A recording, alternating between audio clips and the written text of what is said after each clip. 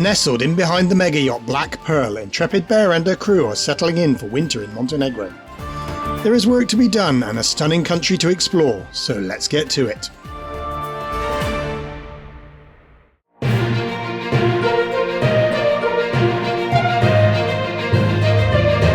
This is Intrepid Bear, a 40-foot sailboat off to explore the world with her crew Ian and Kate.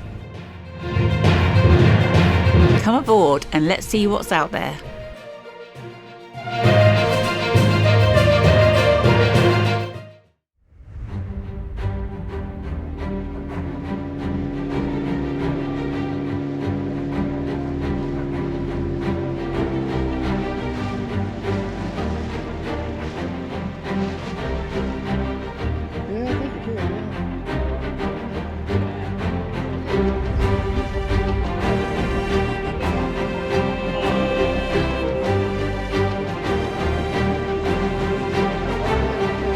Montenegro is a Balkan country that was once part of a much larger state known as Yugoslavia. Hidden under the hills in Tivat Bay are several of these tunnels that could be sets straight out of a James Bond movie. They are in fact hidden submarine tunnels built for the Yugoslav Navy, and back ashore at the Naval Heritage Collection near the marina is an example of one of the submarines that may have once lurked inside.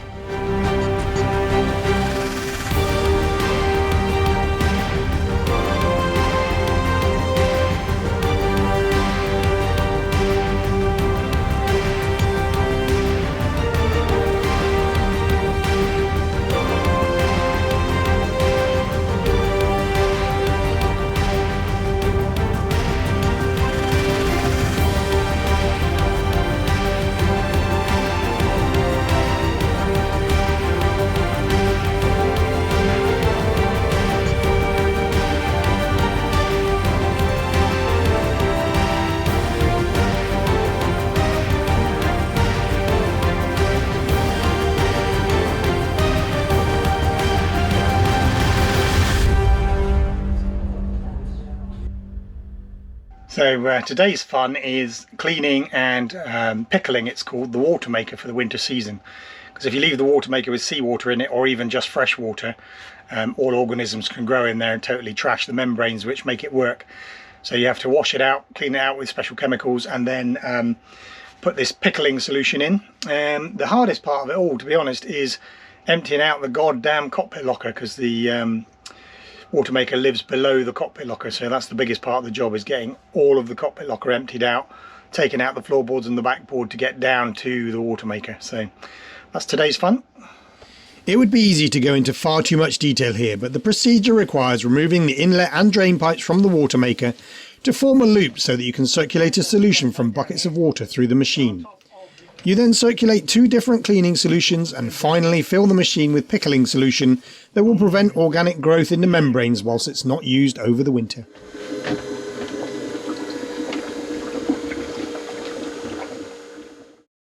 The bow and see if they want a line. I think they might use their hooks.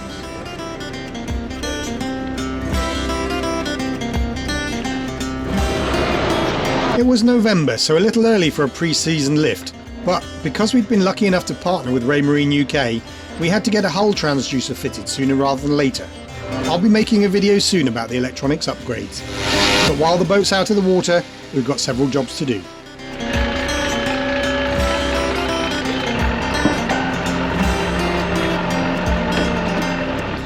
So there she is, out on the chocks, all braced up, with the chains connecting each shock to each other so they can't possibly fall out. They don't tend to do that so much in the UK, but they do get some vicious winds here.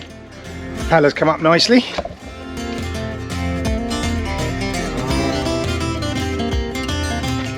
You can see how much of the anode's gone because these bolts here, screws, were not showing before, so that's degraded, but it's done its job because there's no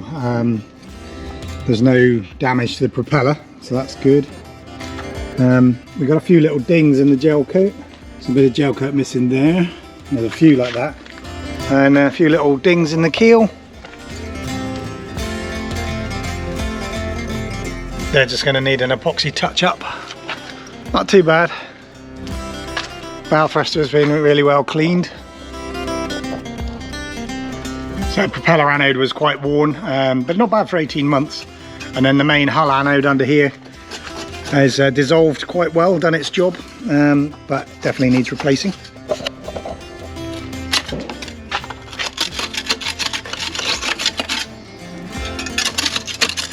Satisfying job getting off the little barnacles. There were more than last year, and that one last year, barnacle. Super barnacle. There were quite a few super barnacles this year. I've already got my thumbnail at them. Yes.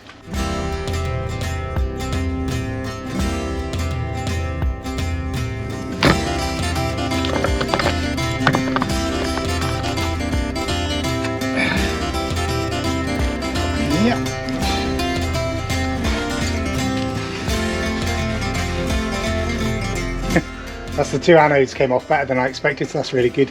Yeah. I'll be inside now just trying to see how that echo sounder transducer comes out.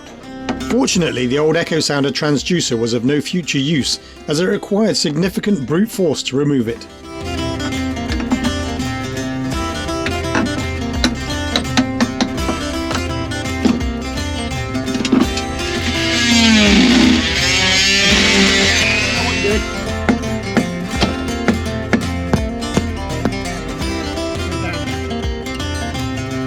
So the question now is whether the new tube is the same size. So although I'm going to put it in upside down, I'm going to just push it and put it in the hole and see if it is the same size.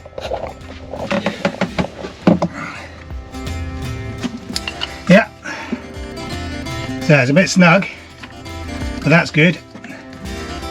So it is basically the same size, so it will fit in the hole. So I've been a bit of a bad filmer this morning. It was a little bit hectic.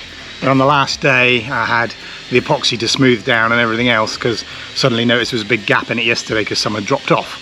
So it was all waiting for epoxy drying time, so I was a bit not panicked, yeah, a little bit stressed this morning. But here it is, so sorry I didn't film. But there is the transducer in the tube. This bit here is the paddle wheel, this is the echo sounder and temperature sensor. Okay, so one other thing I just remembered to do, and I'm glad I did, is to measure the distance from the sounder here to the ground. So we can put an offset in the sounder. The keel is actually jacked up by a few inches. I can measure that, or a few centimeters and measure that, but actually if I keep that keep the actual height as she is now with the keel jacked up a couple of inches, then that gives me sort of a margin for error. So measure the height of the keel, height of the thing from the ground. So that is 1.39 meters. So 1.39 meters, so I've got to offset that in the echo sounder setup, and then that will read depth from the keel then. And we'll dial that into the echo sounder, and then we should be calibrated correctly.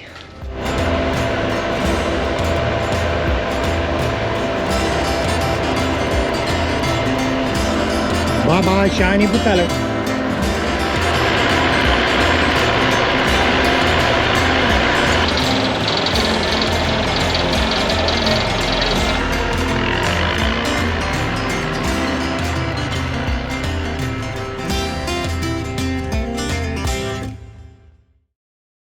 Right, where are we?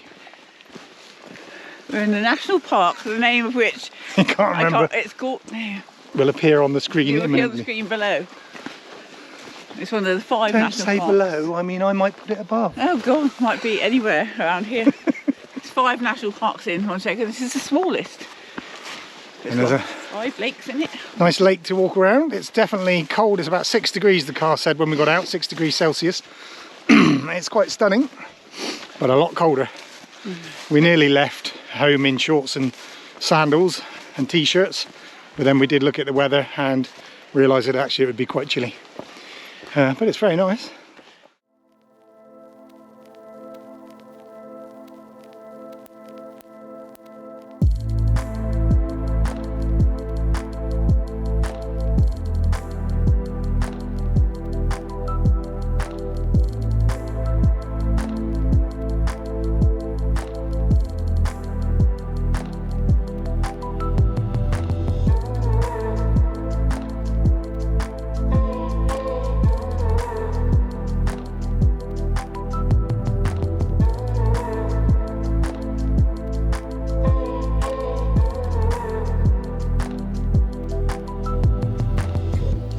course, all work and no play makes for a dull life, so it was time for a road trip to discover some more of this stunning country.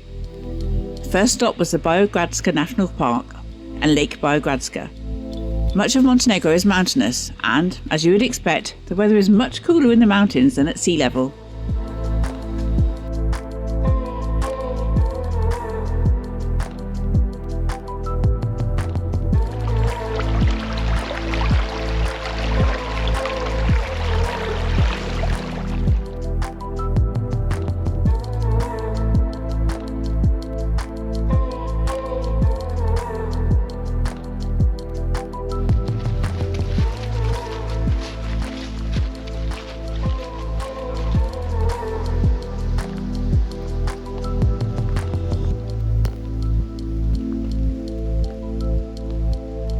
The green of the moss is so vivid, it's sort of stuck out against the brown of the fallen leaves. This is a really vivid green on the moss. Boarding off the high boardwalk. Oh right, we're not talking. It's a xylophone. Tap the pieces of wood with a staff to listen to the different characteristic sounds of each type of tree. Try to make a tune. I don't know, you're meant to play it tune. I think it's more about the different characteristics of the wood. Try and play a tune on them. Oh, it does, doesn't it? So you can...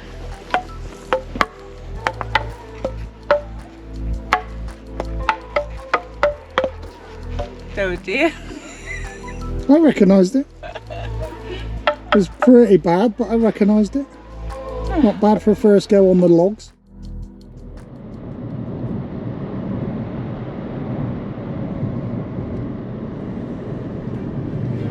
Biogradska was stunning, but just a taste of what was to come as we made our way deeper into the mountains in search of the Tara River Canyon and Bridge.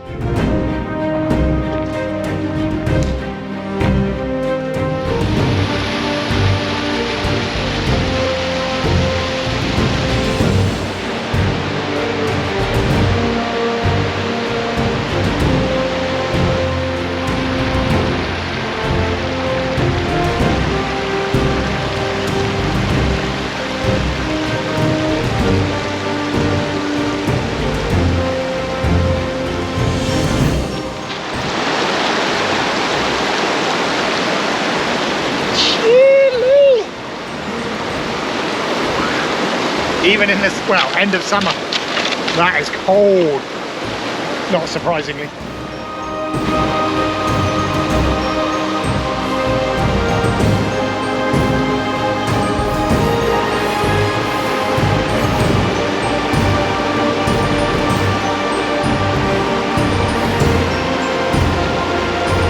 At up to 1,300 meters deep, the Tara River Canyon is the second deepest canyon in the world after America's Grand Canyon.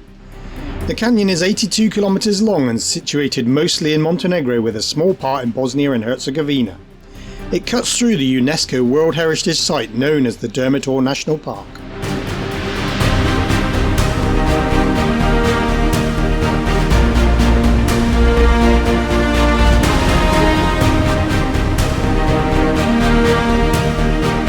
So yeah, this is the Tara River Valley. It's incredibly blue, the river down behind us there. Amazing bridge. Doesn't look in great shape repair, to be honest. It's like what's it called, rebar sticking out the side. That's the reinforcing bar, chips and bits of concrete missing, so you know. Said it'll stand our weight. Yeah, the vehicles are going across it, should be alright. Yeah, quite an impressive bridge and an amazing gorge.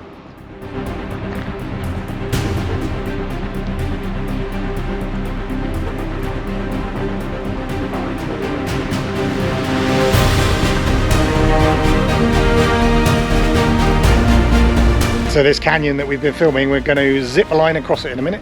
How much will I scream? Yeah, so we're just going to zip line across this whole gorge here.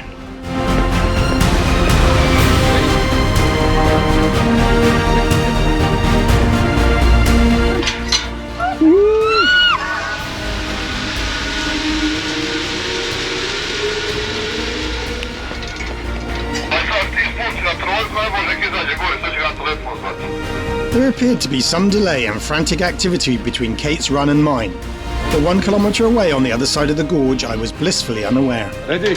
I'm ready. Bye bye. Bye bye. Woohoo!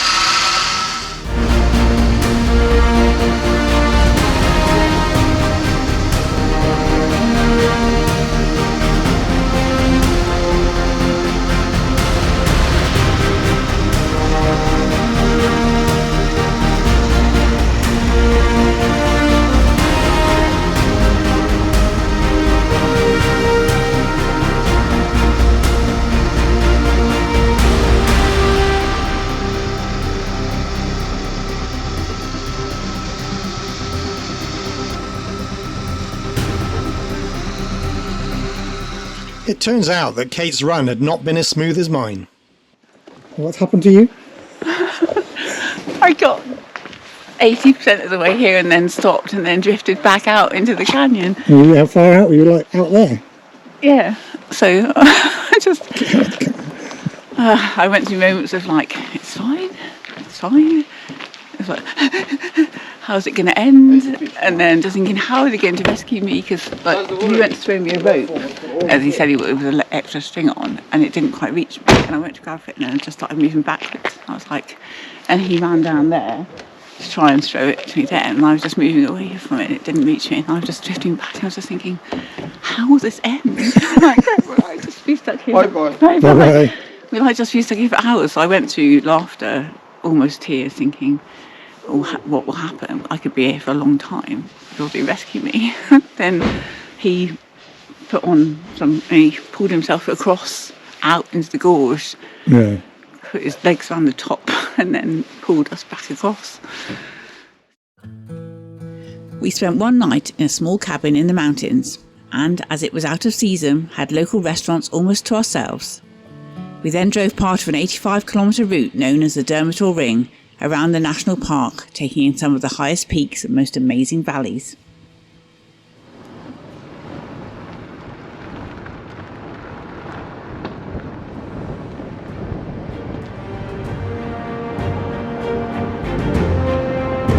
So driving down past part of what's called the Dermitor Ring, which is 85 kilometres around the highest peaks. And it's a bit windy up here, and it's only 6 degrees, so I won't be out here for very long.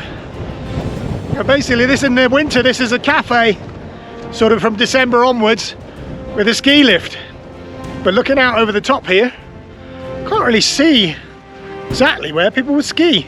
But I'm not a skier, so I don't know, but you can see the ski lift over there. And then, I don't know if there's enough snow to cover most of these trees and you ski down the slopes over there.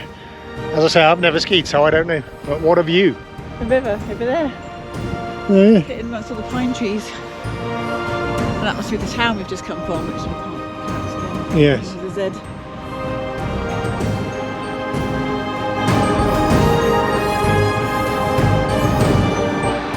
So just driving over, and Kate spotted a wrecked car down in the bushes, so we've just come back to check.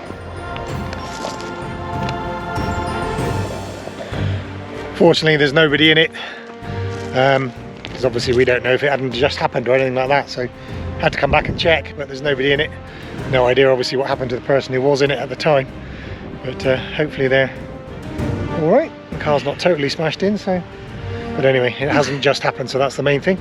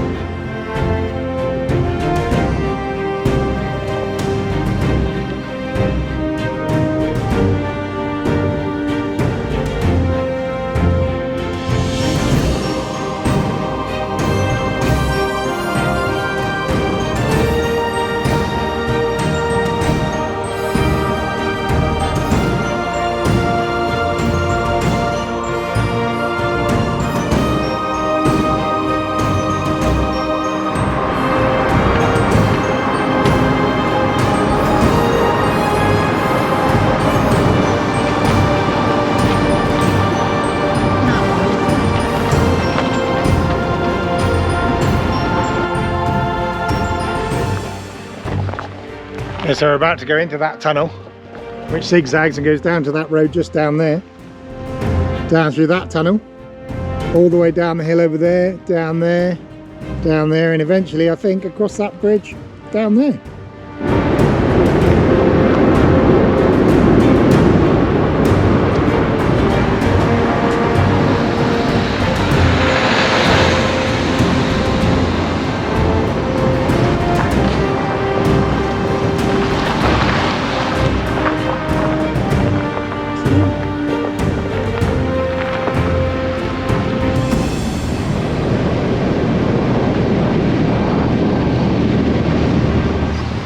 Once on the bridge at the bottom of the valley, we linked back to the main roads and the 2-hour drive back to the marina, and a whole different climate.